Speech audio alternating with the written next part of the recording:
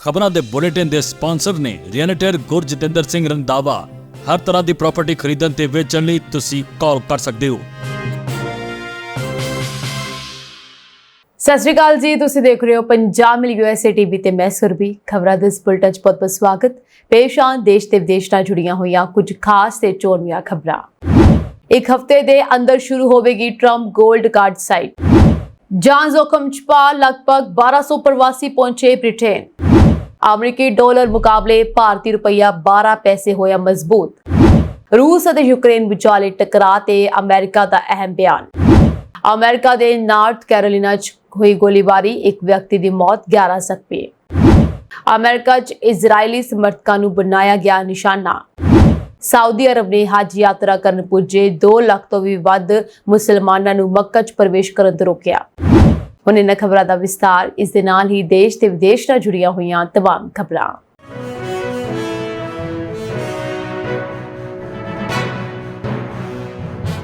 ਅਮਰੀਕੀ ਵਨਸਪਤਰ ਹਾਵਰਡ ਲੂਟਨਿਕ ਦੇ ਅਨੁਸਾਰ ਰਾਸ਼ਟਰਪਤੀ ਡੋਨਾਲਡ ਟਰੰਪ ਦੁਆਰਾ ਸਮਰਥਿਤ ਇੱਕ ਨਵਾਂ ਅਮਰੀਕੀ ਵੀਜ਼ਾ ਪ੍ਰੋਗਰਾਮ ਲਾਂਚ ਹੋਣ ਦੇ ਨੇੜੇ ਹੈ। ਵਾਸ਼ਿੰਗਟਨ ਡੀਸੀ ਵਿੱਚ ਇੱਕ ਸਮਾਗਮ 'ਚ ਬੋਲਦਿਆਂ ਉਹਨਾਂ ਨੇ ਕਿਹਾ ਕਿ ਗੋਲਡ ਕਾਰਡ ਵੀਜ਼ਾ ਲਈ ਇੱਕ ਸਰਕਾਰੀ ਵੈਬਸਾਈਟ ਜੋ ਕਿ $5 ਮਿਲੀਅਨ ਦੇ ਨਿਵੇਸ਼ ਲਈ ਸਥਾਈ ਨਿਵਾਸ ਦੀ ਪੇਸ਼ਕਸ਼ ਕਰਦੀ ਹੈ, ਕੁਝ ਦਿਨਾਂ ਵਿੱਚ ਲਾਈਵ ਹੋ ਜਾਵੇਗੀ। ਉਹਨਾਂ ਨੇ ਕਿਹਾ ਉਹਨਾਂ ਨੂੰ ਉਮੀਦ ਹੈ ਕਿ ਲਗਭਗ ਇੱਕ ਹਫ਼ਤੇ ਦੇ ਵਿੱਚ trumpcard.gov ਨਾਮ ਦੀ ਇੱਕ ਵੈਬਸਾਈਟ ਸ਼ੁਰੂ ਹੋ ਜਾਵੇਗੀ। ਉਹਨਾਂ ਨੇ ਅੱਗੇ ਵੀ ਕਿਹਾ ਕਿ ਆਉਣ ਵਾਲੇ ਹਫ਼ਤਿਆਂ ਵਿੱਚ ਪ੍ਰੋਗਰਾਮ ਦੇ ਹੋਰ ਵੇਰਵੇ ਜਾਰੀ ਕੀਤੇ ਜਾਣਗੇ। प्रस्तावित गोल्ड कार्ड मौजूदा EB-5 प्रवासी निवेशक प्रोग्राम दे उच्च डॉलर विकल्प वजों काम करेगा, जो अमरीकी अर्थव्यवस्था विच 1050 मिलियन डॉलर निवेश करन वालियां नूं कानूनी स्थाई निवास प्रदान करता है। उन्होंने सुझाव दिता कि गोल्ड कार्ड सिर्फ ग्रीन कार्ड दर्जे तो वध दी पेशकश करेगा, जिस विच अमरीकी नागरिकता ਦਾ ਰਸਤਾ ਅਤੇ ਸੰਭਾਵਿਤ ਟੈਕਸ ਲਾਭ ਸ਼ਾਮਲ ਹਨ, ਜਿਵੇਂ ਕਿ ਵਿਦੇਸ਼ੀ ਆਮਦਨ ਤੇ ਅਮਰੀਕੀ ਟੈਕਸਾਂ ਤੋਂ ਛੋਟ। ਉਸਨੇ ਪ੍ਰੋਗਰਾਮ ਨੂੰ ਰਾਸ਼ਟਰੀ ਕਰਜ਼ੇ ਨੂੰ ਘਟਾਉਣ ਵਿੱਚ ਮਦਦ ਕਰਨ ਲਈ ਇੱਕ ਸਾਧਨ ਵਜੋਂ ਵੀ ਰੱਖਿਆ ਹੈ। ਜੇਕਰ 2 ਲੱਖ ਵਿਅਕਤੀ ਵੀ ਨਿਵੇਸ਼ ਕਰਦੇ ਹਨ ਤਾਂ 1 ਟ੍ਰਿਲੀਅਨ ਤੱਕ ਦੇ ਆંકੜਿਆਂ ਦਾ ਹਵਾਲਾ ਦਿੱਤਾ ਗਿਆ। ਲੂਟਨਿਕ ਦੇ ਅਨੁਸਾਰ ਪ੍ਰੋਗਰਾਮ ਵਿੱਚ ਦਿਲਚਸਪੀ ਬਹੁਤ ਜ਼ਿਆਦਾ ਹੈ। ਉਹਨਾਂ ਨੇ ਕਿਹਾ ਕਿ ਮੱਧ ਪੂਰਬ ਦੀ ਇੱਕ ਹਾਲੀਆ ਯਾਤਰਾ ਦੇ ਦੌਰਾਨ ਉਹ ਪਹਿਲਾਂ ਹੀ ਸੰਭਾਵੀ ਨਿਵੇਸ਼ਕਾਂ ਨੂੰ ਪ੍ਰੋਗਰਾਮ ਦਾ ਪ੍ਰਚਾਰ ਕਰ ਰਿਹਾ ਸੀ। ਹਰ ਕੋਈ ਜਿਸ ਨੂੰ ਮੈਂ ਮਿਲਦਾ ਹਾਂ ਜੋ ਅਮਰੀਕੀ ਨਹੀਂ ਹੈ, ਜੇਕਰ ਉਹਨਾਂ ਦੇ ਕੋਲ ਵਿੱਤੀ ਸਮਰੱਥਾ ਹੈ ਤਾਂ ਉਹ ਇਹ ਕਾਰਡ ਖਰੀਦਣਾ ਚਾਹੇਗਾ। ਉਹਨਾਂ ਨੇ ਕਿਹਾ ਕਿ ਇਸ ਪਹਿਲਕਦਮੀ ਦੇ ਸਮਰਥਕਾਂ ਦਾ ਤਰਕ ਹੈ ਕਿ ਇਹ ਅਮੀਰ ਵਿਅਕਤੀਆਂ ਨੂੰ ਆਕਰਸ਼ਿਤ ਕਰ ਸਕਦਾ ਹੈ ਜੋ ਅਮਰੀਕੀ ਅਰਥਵਿਵਸਥਾ ਵਿੱਚ ਯੋਗਦਾਨ ਪਾਉਂਦੇ ਹਨ ਅਤੇ ਅਜਿਹੇ ਸਮੇਂ ਦੌਰਾਨ ਰਿਹਾਇਸ਼ ਲਈ ਇੱਕ ਵਿਕਲਪਿਕ ਰਸਤਾ ਪ੍ਰਦਾਨ ਕਰ ਸਕਦੇ ਹਨ ਜਦੋਂ ਹੋਰ ਇਮੀਗ੍ਰੇਸ਼ਨ ਰਸਤੇ ਵਧੇਰੇ ਸੀਮਿਤ ਹੁੰਦੇ ਜਾ ਰਹੇ ਹਨ। ਇਮੀਗ੍ਰੇਸ਼ਨ ਕਾਨੂੰਨ ਮਾਹਰਾਂ ਨੇ ਕਾਂਗਰਸ ਦੀ ਪ੍ਰਵਾਨਗੀ ਤੋਂ ਬਿਨਾਂ ਅਜਿਹਾ ਵੀਜ਼ਾ ਬਣਾਉਣ ਦੀ ਕਾਨੂੰਨਤਾ ਬਾਰੇ ਸਵਾਲ ਖੜੇ ਕੀਤੇ। ਇਹ ਬਿਲਕੁਲ ਨਵਾਂ ਇਮੀਗ੍ਰੇਸ਼ਨ ਮਾਰਗ ਪੇਸ਼ ਕਰਨ ਲਈ ਆਮ ਤੌਰ ਤੇ ਕਾਂਗਰਸ ਦੁਆਰਾ ਕਾਨੂੰਨ ਪਾਸ ਕਰਨ ਦੀ ਲੋੜ ਹੁੰਦੀ ਹੈ। ਹੁਣ ਤੱਕ ਅਜਿਹਾ ਕੋਈ ਕਾਨੂੰਨ ਨਹੀਂ ਬਣਿਆ ਹੋਵੇਗਾ ਜੋ ਇਸ ਤੋਂ ਬਿਨਾਂ ਪਾਸ ਨਾ ਹੋਇਆ ਹੋਵੇ। ਕਾਨੂੰਨੀ ਅਨਿਸ਼ਚਿਤਤਾ ਦੇ ਬਾਵਜੂਦ ਪ੍ਰਸ਼ਾਸਨ trumpcard.gov ਵੈਬਸਾਈਟ ਰਾਹੀਂ ਸ਼ੁਰੂਆਤੀ ਰਜਿਸਟ੍ਰੇਸ਼ਨ ਪੜਾਅ ਨਾਲ ਅੱਗੇ ਵਧਦਾ ਜਾਪਦਾ ਹੈ। ਕਈ ਹੋਰ ਦੇਸ਼ਾਂ ਨੇ ਵੀ ਇਸੇ ਤਰ੍ਹਾਂ ਦੀਆਂ ਗੋਲਡਨ ਕਾਰਡ ਯਾਨੀ ਕਿ ਗੋਲਡਨ ਵੀਜ਼ਾ ਸਕੀਮਾਂ ਦੀ ਕੋਸ਼ਿਸ਼ ਕੀਤੀ ਹੈ, ਜਿਸ ਵਿੱਚ ਪੁਰਤਗਾਲ, ਗ੍ਰੀਸ ਅਤੇ ਯੂਨਾਈਟਿਡ ਕਿੰਗਡਮ ਸ਼ਾਮਲ ਹਨ। ਵੱਡੇ ਨਿਵੇਸ਼ਾਂ ਦੇ ਬਦਲੇ ਰਿਹਾਇਸ਼ ਜਾਂ ਨਾਗਰਿਕਤਾ ਦੀ ਪੇਸ਼ਕਸ਼ ਕਰਦੇ ਹਨ। ਸੀਮਿਤ ਆਰਥਿਕ ਲਾਭ ਅਤੇ ਪਾਰਦਰਸ਼ਤਾ ਦੀ ਘਾਟ ਦੀਆਂ ਚਿੰਤਾਵਾਂ ਕਾਰਨ ਇਨ੍ਹਾਂ ਵਿੱਚ ਬਹੁਤ ਸਾਰੇ ਪ੍ਰੋਗਰਾਮਾਂ ਨੂੰ ਪਿੱਛੇ ਛੱਡ ਦਿੱਤਾ ਗਿਆ ਹੈ ਜਾਂ ਖਤਮ ਕਰ ਦਿੱਤਾ ਗਿਆ ਹੈ। ਸੋ ਅਮਰੀਕੀ ਪ੍ਰੋਗਰਾਮ ਨਿਰੰਤਰ ਦਿਲਚਸਪੀ ਨੂੰ ਆਕਰਸ਼ਿਤ ਕਰੇਗਾ ਜਾਂ ਇਸੇ ਤਰ੍ਹਾਂ ਦੇ ਦਬਾਅ ਦਾ ਸਾਹਮਣਾ ਕਰੇਗਾ, ਇੱਕ ਬਹੁਤ ਵੱਡਾ ਸਵਾਲ ਪੈਦਾ ਹੁੰਦਾ ਹੈ।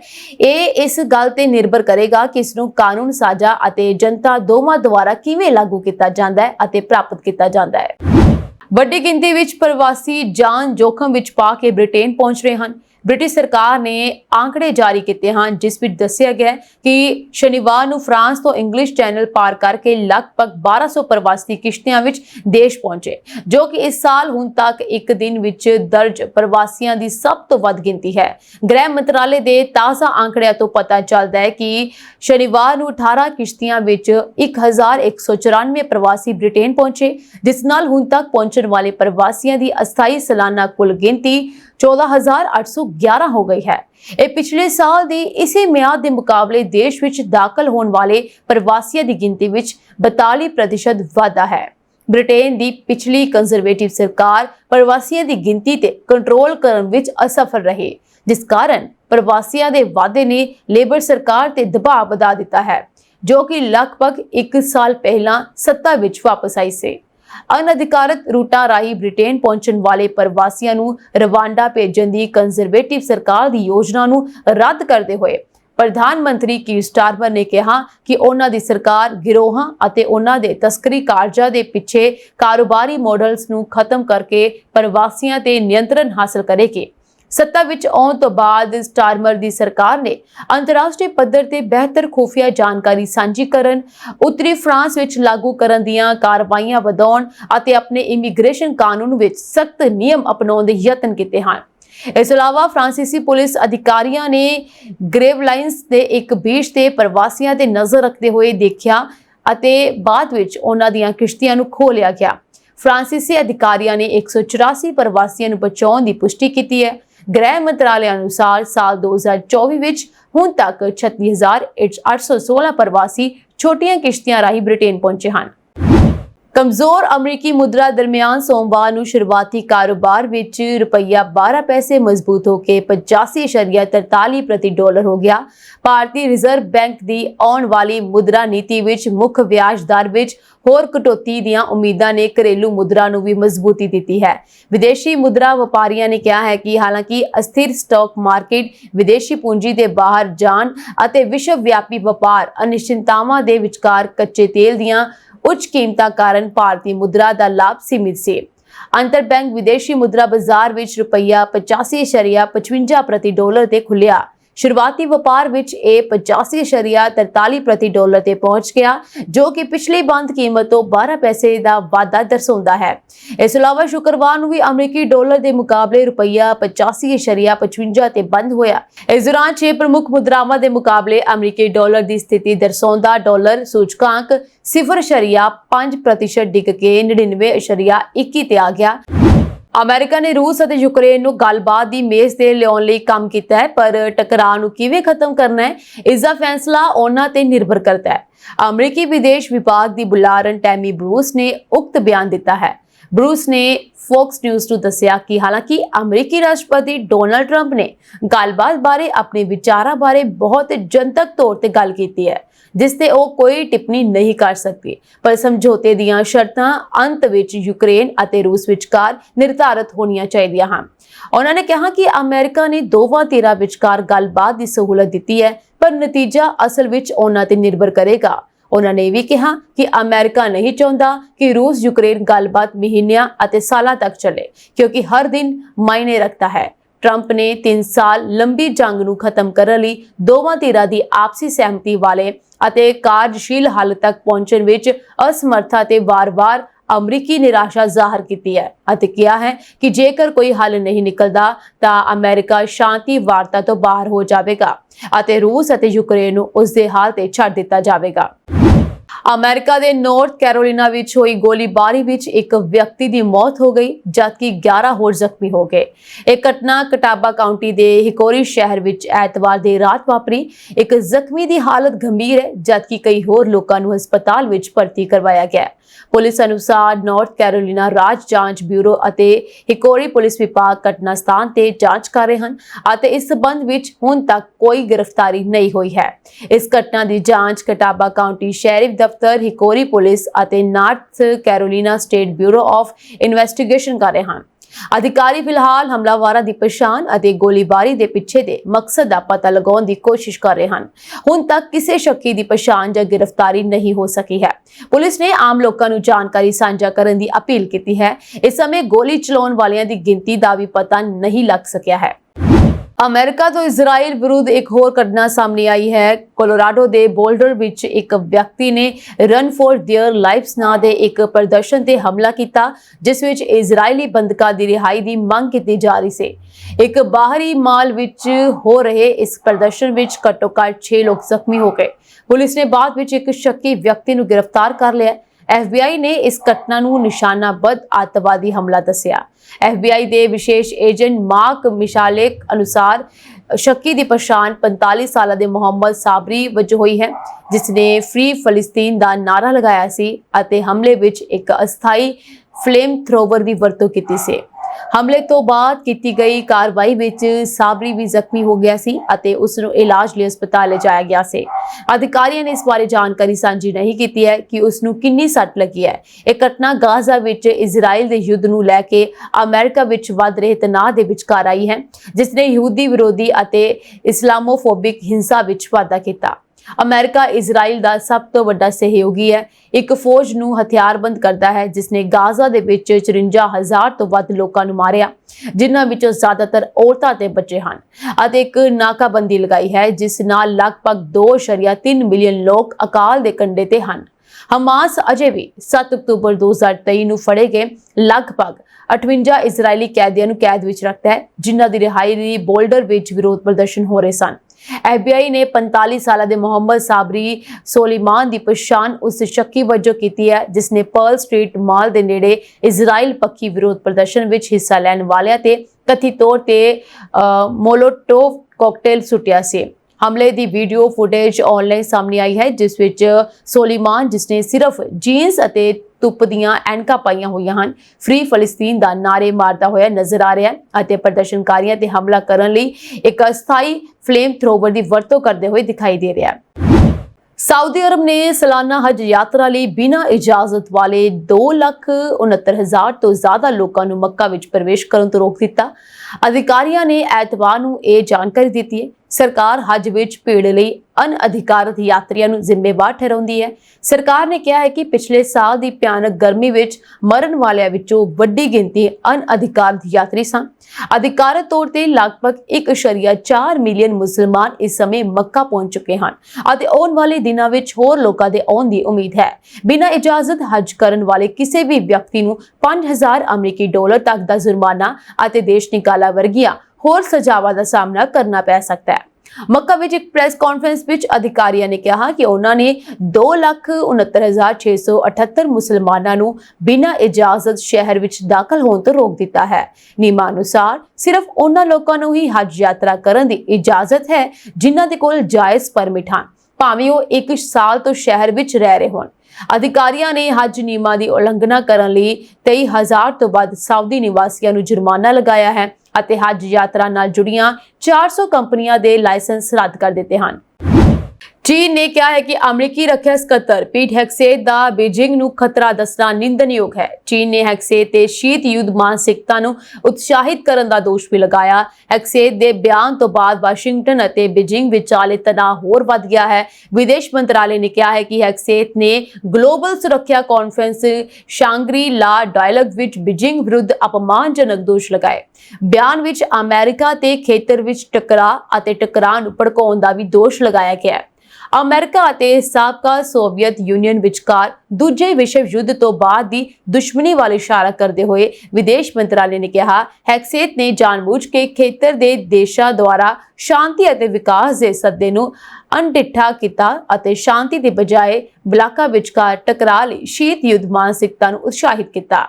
ਮੰਤਰਾਲੇ ਨੇ ਕਿਹਾ, ਅਮਰੀਕਾ ਤੋਂ ਇਲਾਵਾ ਦੁਨੀਆ ਦਾ ਕੋਈ ਵੀ ਦੇਸ਼ ਆਦਿਵਾਦੀ ਸ਼ੀਤ ਸ਼ਕਤੀ ਕਹਾਉਣ ਦਾ ਹੱਕਦਾਰ ਨਹੀਂ ਹੈ। ਚੀਨ ਨੇ ਦੋਸ਼ ਲਗਾਇਆ ਕਿ ਵਾਸ਼ਿੰਗਟਨ ਏਸ਼ੀਆ ਪ੍ਰਸ਼ਾਂਤ ਖੇਤਰ ਵਿੱਚ ਸ਼ਾਂਤੀ ਅਤੇ ਸਥਿਰਤਾ ਨੂੰ ਵੀ ਕਮਜ਼ੋਰ ਕਰ ਰਿਹਾ ਹੈ। ਹੈਗਸੇਟ ਨੇ ਸਿੰਗਾਪੁਰ ਵਿੱਚ ਕਿਹਾ ਕਿ ਅਮਰੀਕਾ ਵਿਦੇਸ਼ਾਂ ਵਿੱਚ ਆਪਣੀ ਸੁਰੱਖਿਆ ਨੂੰ ਮਜ਼ਬੂਤ ਕਰੇਗਾ ਤਾਂ ਜੋ ਪੈਟਾਂਗਨ ਬੀਜਿੰਗ ਦੇ ਤੇਜ਼ੀ ਨਾਲ ਵੱਧ ਰਹੇ ਖਤਰਿਆਂ, ਖਾਸ ਕਰਕੇ ਤਾਈਵਾਨ ਪ੍ਰਤੀ ਉਸਦੇ ਹਮਲਾਵਰ ਰੁਖ ਦਾ ਮੁਕਾਬਲਾ ਕਰ ਸਕੇ। ਕੈਨੇਡਾ 'ਚ 3 ਸੂਬਿਆਂ 'ਚ ਜੰਗਲ ਦੀ ਅੱਗ ਬੇਕਾਬੂ ਹੋ ਗਈ। 25,000 ਤੋਂ ਵੱਧ ਲੋਕਾਂ ਨੂੰ ਸੁਰੱਖਿਅਤ ਕੱਢਿਆ ਗਿਆ। ਐਤਵਾਰ ਨੂੰ ਕਈ ਜਗ੍ਹਾ ਤੇ ਅੱਗ ਧੁਖਦੀ ਹੋਈ ਨਜ਼ਰ ਆਈ। ਇਸ ਤੋਂ ਇਲਾਵਾ ਧੂਏ ਦੇ ਨਾਲ ਕੈਨੇਡਾ ਅਤੇ ਅਮਰੀਕਾ ਦੇ ਕੁਝ ਸੂਬਿਆਂ 'ਚ ਹਵਾ ਦੀ ਗੁਣਵੱਤਾ ਬੇहद ਖਰਾਬ ਹੋ ਗਈ। ਅਧਿਕਾਰੀਆਂ ਅਨੁਸਾਰ ਸੁਰੱਖਿਅਤ ਕੱਢੇ ਗਏ ਲੋਕਾਂ ਚੋਂ ਜ਼ਿਆਦਾਤਰ ਮੈਨੀਟੋਬਾ ਤੋਂ ਹਨ। ਅੱਗ ਦੇ ਕਾਰਨ ਮੈਨੀਟੋਬਾ 'ਚ ਪਿਛਲੇ ਹਫ਼ਤੇ ਐਮਰਜੈਂਸੀ ਲਗਾ ਦਿੱਤੀ ਗਈ ਸੀ। ਇਸ ਤੋਂ ਇਲਾਵਾ ਸ਼ਨੀਵਾਰ ਤੱਕ ਮੈਨੀਟੋਬਾ ਤੋਂ ਲਗਭਗ 17,000 ਲੋਕਾਂ ਨੂੰ ਕੱਢਿਆ ਗਿਆ ਹੈ। ਅਲਬਰਟਾ 'ਚ 1300 ਅਤੇ ਸਸਕੈਚੁਆਨ 'ਚ ਲਗਭਗ 8,000 ਲੋਕਾਂ ਨੂੰ ਸੁਰੱਖਿਅਤ ਸਥਾਨਾਂ ਤੇ ਪਹੁੰਚਾਇਆ ਗਿਆ ਹੈ। ਸਸਕੈਚੁਆਨ ਦੇ ਪ੍ਰੀਮੀਅਰ ਸਕਾਟ ਨੇ ਇਸ ਬਾਰੇ ਕਿਹਾ ਕਿ ਗਰਮ ਖੁਸ਼ਕ ਮੌਸਮ ਦੇ ਕਾਰਨ ਅੱਗ ਭੜਕ ਰਹੀ ਹੈ। ਸਾਡੇ ਕੋਲ ਸਰੋਤ ਸੀਮਿਤ ਹਨ। ਅਗਲੇ 4 ਤੋਂ 7 ਦਿਨ ਬੇहद ਮਹੱਤਵਪੂਰਨ ਹਨ। ਲਗਭਗ ਇੱਕ ਹਫ਼ਤੇ ਪਹਿਲਾਂ ਕ੍ਰੈਟਨ ਸਸਕੈਚੁਆਨ ਦੇ ਨੇੜੇ ਲੱਗੀ ਅੱਗ ਹੁਣ ਮੈਨੀਟੋਬਾ ਦੇ ਹੱਦ ਨੂੰ ਪਾਰ ਕਰ ਗਈ ਹੈ। ਅੱਗ ਤੋਂ ਬਚਣ ਲਈ ਮੈਨੀਟੋਬਾ 'ਚ ਜਗ੍ਹਾ-ਜਗ੍ਹਾ ਨਿਕਾਸੀ ਕੇਂਦਰ ਖੋਲੇ ਗਏ ਹਨ। ਅੱਗ ਤੇ ਕਾਬੂ ਪਾਉਣ ਲਈ ਮਿਹਨਤ ਕਰਨੀ ਪੈ ਰਹੀ ਹੈ, ਪਰ ਸਫਲਤਾ ਨਹੀਂ ਮਿਲ ਸਕੀ ਹੈ। ਵਿਨੀਪੈਗ ਨੇ ਜਨਤਕ ਇਮਾਰਤਾਂ ਨੂੰ ਪ੍ਰਭਾਵਿਤਾਂ ਲਈ ਖੋਲ੍ਹ ਦਿੱਤਾ ਹੈ। ਅਮਰੀਕੀ ਖੇਤੀ ਵਿਭਾਗ ਦੀ ਜੰਗਲਾਤ ਸੇਵਾ ਨੇ ਅਲਬਰਟਾ 'ਚ 에ਅਰ ਟੈਂਕਰ ਤੈਨਾਤ ਕੀਤਾ ਹੈ। ਅਮਰੀਕਾ ਕੈਨੇਡਾ ਲਈ 150 ਫਾਇਰ ਬ੍ਰਿਗੇਡ ਅਤੇ ਹੋਰ ਮਸ਼ੀਨਰੀ ਭੇਜੇਗਾ। ਅਮਰੀਕੀ ਵਾਤਾਵਰਣ ਸੰਭਾਲ ਏਜੰਸੀ ਅਨੁਸਾਰ ਐਤਵਾਰ ਨੂੰ ਅਮਰੀਕਾ ਦੇ North Dakota, Montana, Minnesota, South Dakota 'ਚ ਹਵਾ ਦੀ ਗੁਣਵੱਤਾ ਬੇहद ਖਰਾਬ ਹੋ ਗਈ। ਜ਼ਿਕਰਯੋਗ ਹੈ ਕਿ ਕੈਨੇਡਾ 'ਚ ਹਰ ਸਾਲ ਮਈ ਤੋਂ ਸਤੰਬਰ ਤੱਕ ਜੰਗਲਾਂ 'ਚ ਅੱਗ ਲੱਗਣ ਦੀਆਂ ਘਟਨਾਵਾਂ ਹੁੰਦੀਆਂ ਹਨ। ਬੀਤੇ 6 ਸਾਲਾਂ ਤੋਂ ਯੂਕੇ ਦੀ ਜੇਲ੍ਹ ਵਿੱਚ ਕੈਦ ਪਕੌੜੇ ਹੀਰਾ ਵਪਾਰੀ ਨੀਰਵ ਮੋਦੀ ਦੀ ਭਾਰਤ ਵਾਪਸੀ ਲਗਭਗ ਤੈਅ ਹੈ। ਯੂਕੇ ਦੀ ਅਦਾਲਤ ਨੇ ਪਿਛਲੇ ਮਹੀਨੇ ਨੀਰਵ ਮੋਦੀ ਦੀ ਭਾਰਤ ਹਵਾਲਗੀ ਵਿਰੁੱਧ ਦਾਇਰ ਪਟੀਸ਼ਨ ਨੂੰ ਰੱਦ ਕਰ ਦਿੱਤਾ ਸੀ। ਨੀਰਵ ਮੋਦੀ ਦੀ ਵਾਪਸੀ ਵਿੱਚ ਇੱਕ ਆਖਰੀ ਕਾਨੂੰਨੀ ਰੁਕਾਵਟ ਸੀ। ਇਸ ਪਟੀਸ਼ਨ ਨੂੰ ਰੱਦ ਕਰਨ ਨਾਲ ਨੀਰਵ ਮੋਦੀ ਦੀ ਭਾਰਤ ਹਵਾਲਗੀ ਦਾ ਰਸਤਾ ਸਾਫ਼ ਹੋ ਗਿਆ ਹੈ। ਨੀਰਵ ਮੋਦੀ ਦੇ ਵਕੀਲ ਨੇ ਅਦਾਲਤ ਵਿੱਚ ਉਸ ਦੀ ਹਵਾਲਗੀ ਵਿਰੁੱਧ ਕਈ ਦਲੀਲਾਂ ਦਿੱਤੀਆਂ, ਪਰ ਉਹ ਅਦਾਲਤ ਨੂੰ ਪ੍ਰਭਾਵਿਤ ਕਰਨ ਵਿੱਚ ਅਸਫਲ ਰਹੇ। ਯੂਕੇ ਦੀ ਅਦਾਲਤ ਨੇ ਭਾਰਤੀ ਅਧਿਕਾਰੀਆਂ ਦੇ ਭਰੋਸੇ ਨੂੰ ਸਵੀਕਾਰ ਕੀਤਾ ਅਤੇ ਕਿਹਾ ਕਿ ਹਵਾਲਗੀ ਨਾਲ ਉਸ ਦੇ ਮਨੁੱਖੀ ਅਧਿਕਾਰਾਂ ਦੀ ਉਲੰਘਣਾ ਨਹੀਂ ਹੋਵੇਗੀ। ਨੀਰਵ ਮੋਦੀ 2019 ਵਿੱਚ ਗ੍ਰਿਫਤਾਰੀ ਤੋਂ ਬਾਅਦ ਵੈਂਟਸਵਰਥ ਜੇਲ੍ਹ ਵਿੱਚ ਬੰਦ ਹੈ। ਇਸ ਤੋਂ ਇਲਾਵਾ ਦ ਸੰਡੇ ਗਾਰਡੀਅਨ ਦੀ ਇੱਕ ਰਿਪੋਰਟ ਅਨੁਸਾਰ ਯੂਕੇ ਦੀ justice Victoria Shah, president of the King's bench division ਨੇ ਨੀਰਵ ਮੋਦੀ ਦੀ ਅਪੀਲ ਨੂੰ ਰੱਦ ਕਰ ਦਿੱਤਾ ਹੈ। ਨੀਰਵ ਮੋਦੀ ਦੀ ਕਾਨੂੰਨੀ ਟੀਮ ਨੇ ਦਲੀਲ ਦਿੱਤੀ ਸੀ ਕਿ ਉਸ ਦੀ ਮਾਨਸਿਕ ਸਥਿਤੀ ਅਤੇ ਖੁਦਕੁਸ਼ੀ ਦੇ ਵਿਚਾਰਾਂ ਕਾਰਨ ਇਹ ਹਵਾਲਗੀ ਯੂਰੋਪੀਅਨ ਮਨੁੱਖੀ ਅਧਿਕਾਰ ਸੰਮੇਲਨ ਦੀ ਧਾਰਾ 3 ਦੇ ਤਹਿਤ ਦਮਨਕਾਰੀ ਹੋਵੇਗੀ। ਨੀਰਵ ਮੋਦੀ ਦੇ ਵਕੀਲਾਂ ਨੇ ਅਦਾਲਤ ਨੂੰ ਭਾਰਤੀ ਜੇਲ੍ਹਾਂ ਦੀ ਮਾੜੀ ਹਾਲਤ ਬਾਰੇ ਦੱਸਿਆ। ਅਜਿਹੀ ਸਥਿਤੀ ਵਿੱਚ ਅਦਾਲਤ ਨੂੰ ਮਾਨਸਿਕ ਤੌਰ ਤੇ ਪਰੇਸ਼ਾਨ ਨੀਰਵ ਮੋਦੀ ਨੂੰ ਭਾਰਤ ਨਾ ਭੇਜਣ ਦਾ ਹੁਕਮ ਦੇਣ ਦੀ ਅਪੀਲ ਕੀਤੀ ਗਈ। ਕਰਾਊਨ ਪ੍ਰੋਸੀਕਿਊਸ਼ਨ ਸਰਵਿਸ ਯਾਨੀ CPS ਨੇ ਭਾਰਤ ਸਰਕਾਰ ਵੱਲੋਂ ਨੀਰਵ ਮੋਦੀ ਦੇ ਵਕੀਲਾਂ ਦੀਆਂ ਦਲੀਲਾਂ ਦਾ ਜਵਾਬ ਦਿੱਤਾ ਸੀ। CPS ਨੇ ਭਾਰਤੀ ਅਧਿਕਾਰੀਆਂ ਦੇ ਮਾਹਰ ਸਬੂਤਾਂ ਤੇ ਭਰੋਸਾ ਕੀਤਾ। ਇਨ੍ਹਾਂ ਦਲੀਲਾਂ ਨੂੰ ਸਵੀਕਾਰ ਕਰਦੇ ਹੋਏ ਅਦਾਲਤ ਨੇ ਨੀਰਵ ਮੋਦੀ ਦੀ ਪਟੀਸ਼ਨ ਰੱਦ ਕਰ ਦਿੱਤੀ। ਇੱਥੇ ਦੱਸ ਦਈਏ ਕਿ ਨੀਰਵ ਮੋਦੀ ਨੇ ਭਾਰਤ ਵਿੱਚ ਪੰਜਾਬ ਨੈਸ਼ਨਲ ਬੈਂਕ ਨਾਲ 13,000 ਕਰੋੜ ਰੁਪਏ ਦੀ ਧੋਖਾਧੜੀ ਕਰਨ ਦਾ ਦੋਸ਼ ਹੈ। ਦੋਸ਼ ਸਾਹਮਣੇ ਆਉਣ ਤੋਂ ਬਾਅਦ ਨੀਰਵ ਮੋਦੀ ਵਿਦੇਸ਼ ਭੱਜ ਗਿਆ ਸੀ। ਪੈਰਿਸ ਸੇਂਟ ਜਰਮੇਨ ਦੀ ਇਤਿਹਾਸਕ ਚੈਂਪੀਅਨਸ ਲੀਗ ਜਿੱਤ ਤੋਂ ਬਾਅਦ ਪੈਰਿਸ ਅਤੇ ਫਰਾਂਸ ਦੇ ਹੋਰ ਸ਼ਹਿਰਾਂ ਵਿੱਚ ਜਸ਼ਨ ਹਿੰਸਕ ਰੂਪ ਧਾਰ ਗਿਆ।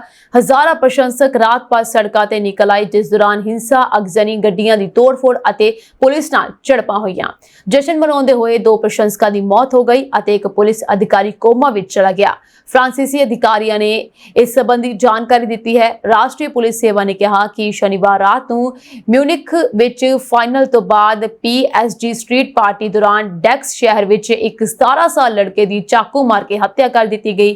ਗ੍ਰਹਿ ਮੰਤਰੀ ਦੇ ਦਫ਼ਤਰ ਨੇ ਕਿਹਾ ਕਿ ਪੈਰਿਸ ਵਿੱਚ PSG ਦੇ ਜਸ਼ਨਾਂ ਦੌਰਾਨ ਇੱਕ ਵਿਅਕਤੀ ਦੇ ਸਕੂਟਰ ਨੂੰ ਇੱਕ ਕਾਰ ਨੇ ਟੱਕਰ ਮਾਰ ਦਿੱਤੀ, ਜਿਸ ਕਾਰਨ ਉਸ ਦੀ ਮੌਤ ਹੋ ਗਈ।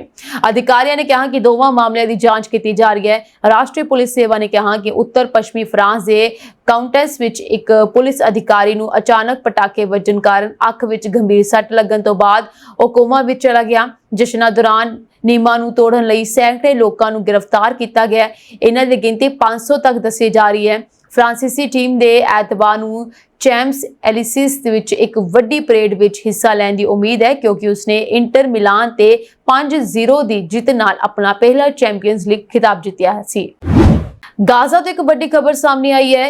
ਗਾਜ਼ਾ ਪੱਟੀ ਵਿੱਚ ਇੱਕ ਇਜ਼ਰਾਈਲੀ ਸਮਰਥੀ ਸੰਗਠਨ ਤੋਂ ਸਹਾਇਤਾ ਸਮੱਗਰੀ ਲੈਣ ਜਾ ਰਹੇ ਘੱਟੋ-ਘੱਟ 21 ਫਲਸਤੀਨੀ ਮਾਰੇ ਗਏ। ਦੱਸਿਆ ਜਾ ਰਿਹਾ ਹੈ ਕਿ ਰਾਹਤ ਸਮੱਗਰੀ ਲੈਣ ਸਮੇਂ ਲੋਕਾਂ ਦੀ ਭੀੜ ਬੇਕਾਬੂ ਹੋ ਗਈ, ਜਿਨ੍ਹਾਂ ਨੂੰ ਕਾਬੂ ਕਰਨ ਲਈ ਫੌਜ ਨੇ ਫਾਇਰਿੰਗ ਕਰ ਦਿੱਤੀ।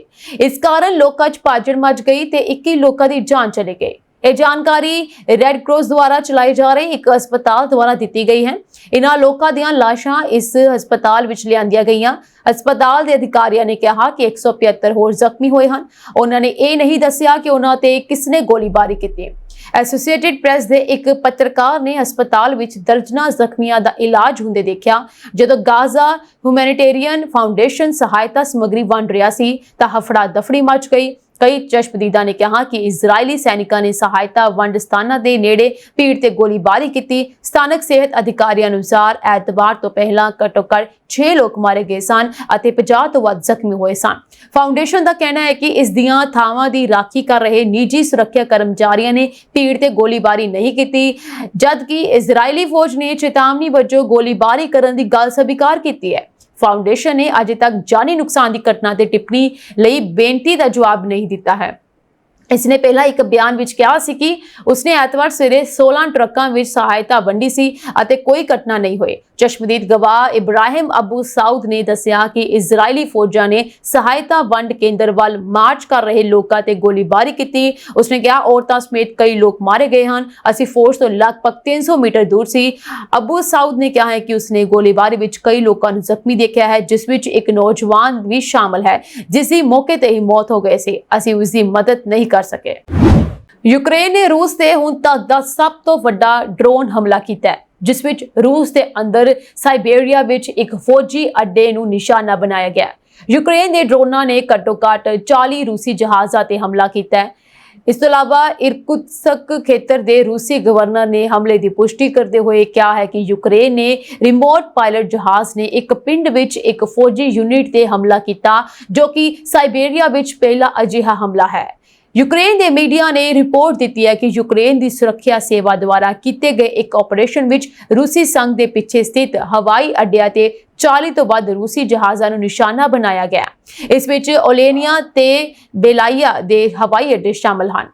ਨਿਊਜ਼ ਏਜੰਸੀ ਦੇ ਅਕੋਰਡਿੰਗ ਇੱਕ ਸਰੋਤ ਨੇ ਆਪਣਾ ਹਵਾਲਾ ਦਿੰਦੇ ਹੋਏ ਕਿਹਾ ਕਿ ਇਸ ਹਮਲੇ ਦਾ ਉਦੇਸ਼ ਰੂਸ ਵਿੱਚ ਸਾਹਮਣੇ ਤੋਂ ਦੂਰ ਸਥਿਤ ਦੁਸ਼ਮਣ ਬੰਬਾਰ ਜਹਾਜ਼ਾਂ ਨੂੰ ਨਸ਼ਟ ਕਰਨਾ ਹੈ। ਸਰੋਤ ਨੇ ਕਿਹਾ ਕਿ ਬੇਲਾਈਆ 에ਅਰਬੇਸ ਤੇ ਅੱਗ ਲੱਗ ਗਈ। ਕੀਵ ਇੰਡੀਪੈਂਡੈਂਟ ਦੀ ਇੱਕ ਰਿਪੋਰਟ ਵਿੱਚ ਸੂਤਰਾਂ ਦਾ ਹਵਾਲਾ ਦਿੰਦੇ ਹੋਏ ਦਾਅਵਾ ਕੀਤਾ ਗਿਆ ਕਿ ਤਬਾਹ ਹੋਏ ਜਹਾਜ਼ਾਂ ਵਿੱਚ Tu-95 ਅਤੇ Tu-22 M3 ਬੰਬਾਰ ਦੇ ਨਾਲ-ਨਾਲ ਘੱਟੋ-ਘੱਟ ਇੱਕ A-50 에ਅਰਬੋਰਨ ਸ਼ੁਰੂਆਤੀ ਚੇਤਾਵਨੀ ਜਹਾਜ਼ ਸ਼ਾਮਲ ਸਨ। ਆਰਟੀ ਦੀ ਰਿਪੋਰਟ ਦੇ ਅਨੁਸਾਰ ਫੌਜੀ ਅਤੇ ਨਾਗਰਿਕ ਪ੍ਰਤੀਕਿਰਿਆ ਟੀਮਾਂ ਪਹਿਲਾਂ ਹੀ ਖਤਰੇ ਨਾਲ ਨਜਿੱਠਣ ਲਈ ਤਿਆਰ ਹਨ ਅਤੇ ਡਰੋਨ ਲਾਂਚ ਸਰੋਤ ਨੂੰ ਬਲੌਕ ਕਰ ਦਿੱਤਾ ਗਿਆ। ਇਸ ਹਮਲੇ ਦੀ ਇੱਕ ਵੀਡੀਓ ਵੀ ਸਾਹਮਣੇ ਆਈ ਹੈ। ਇਹ ਯੁੱਧ ਦਾ ਸਭ ਤੋਂ ਨੁਕਸਾਨਦੇਹ ਯੂਕਰੇਨੀ ਡਰੋਨ ਹਮਲਾ ਹੋਵੇਗਾ ਅਤੇ ਰੂਸ ਲਈ ਇੱਕ ਵੱਡਾ ਝਟਕਾ ਹੋਵੇਗਾ। ਯੂਕਰੇਨੀ ਪ੍ਰਕਾਸ਼ਨ ਪ੍ਰਬੰਧਾਂ ਦੇ ਅਨੁਸਾਰ ਇਹ ਇੱਕ ਵਿਸ਼ੇਸ਼ ਆਪਰੇਸ਼ਨ ਦੇ ਤਹਿਤ ਸ਼ੁਰੂ ਕੀਤਾ ਗਿਆ ਹੈ, ਜਿਸ ਦਾ ਕੋਡ ਨੇਮ ਪਾਵੁਤਯਨਾ ਜਾਂ ਵੈਬ ਹੈ। ਇਸ ਦਾ ਉਦੇਸ਼ ਰੂਸ ਦੀ ਲੰਬੀ ਦੂਰੀ ਦੀ ਮਾਰ ਸਮਰਥਨ ਘਟਾਉਣਾ ਹੈ। ਹਾਲਾਂਕਿ ਯੂਕਰੇਨ ਕੋਲ ਰੂਸ ਵਾਂਗ ਮਿਜ਼ਾਈਲਾਂ ਦਾ ਭੰਡਾਰ ਨਹੀਂ ਹੈ, ਪਰ ਇਸਨੇ ਹਮਲਾ ਕਰਨ ਵਾਲੇ ਡਰੋਨਾਂ ਦਾ ਇੱਕ ਵੱਡਾ ਬੇੜਾ ਬਣਾਇਆ ਹੈ, ਜਿਸ ਦੀ ਵਰਤੋਂ ਇਸਨੇ ਪਹਿਲਾਂ ਰੂਸੀ ਫੌਜ ਅਤੇ ਤੇਲ ਸੰਸਥਾਪਨਾ ਤੇ ਹਮਲਾ ਕਰਨ ਲਈ ਕੀਤੀ ਹੈ। ਪੋਲੈਂਡ ਦੀਆਂ ਰਾਸ਼ਟਰਪਤੀ ਚੋਣਾਂ ਵਿੱਚ ਕੰਜ਼ਰਵੇਟਿਵ ਪਾਰਟੀ ਦੇ ਆਗੂ ਕਰੋਲ ਨਵਰੋਕੀ ਜੇਤੂ ਰਹੇ ਹਨ। ਵੋਟਾਂ ਦੀ ਗਿਣਤੀ ਦੇ ਅੰਤਮ ਆંકੜਿਆਂ ਤੋਂ ਹਾਰ ਜਿੱਤ ਬਾਰੇ ਤਸਵੀਰ ਸਾਫ਼ ਹੋਈ ਹੈ। ਨਤੀਜਿਆਂ ਦੇ ਮੁਤਾਬਕ ਨਵਰੋਕੀ ਨੂੰ ਕਰੀਬੀ ਮੁਕਾਬਲੇ ਵਿੱਚ 50.99% ਵੋਟਾਂ ਮਿਲੀਆਂ, ਜਦਕਿ ਉਹਨਾਂ ਦੇ ਮੁਕਾਬਲੇ ਵਿੱਚ ਖੜੇ ਵਾਰਸਾ ਦੇ ਮੇਅਰ ਰਫਾਲ ਨੂੰ 49.11% ਵੋਟ ਮਿਲੇ ਹਨ। ਇਹ ਸਾਂਝੀ ਦੇਸ਼ ਤੇ ਵਿਦੇਸ਼ ਨਾਲ ਜੁੜੀਆਂ ਹੋਈਆਂ ਕੁਝ ਖਾਸ ਤੇ ਚੋਣਵੀਆਂ ਖਬਰਾਂ ਹੋਰ ਅਪਡੇਟਸ ਨਾਲ ਜੁੜੇ ਰਹਿਣ ਦੇ ਲਈ ਤੁਸੀਂ ਬਣੇ ਰਹੋ ਜੀ ਪੰਜਾਬ ਮੇਲ ਯੂਐਸਏ ਟੀਵੀ ਦੇ ਨਾਲ। ਤੁਹਾਡੇ ਸਭ ਦਾ ਬਹੁਤ ਬਹੁਤ ਧੰਨਵਾਦ।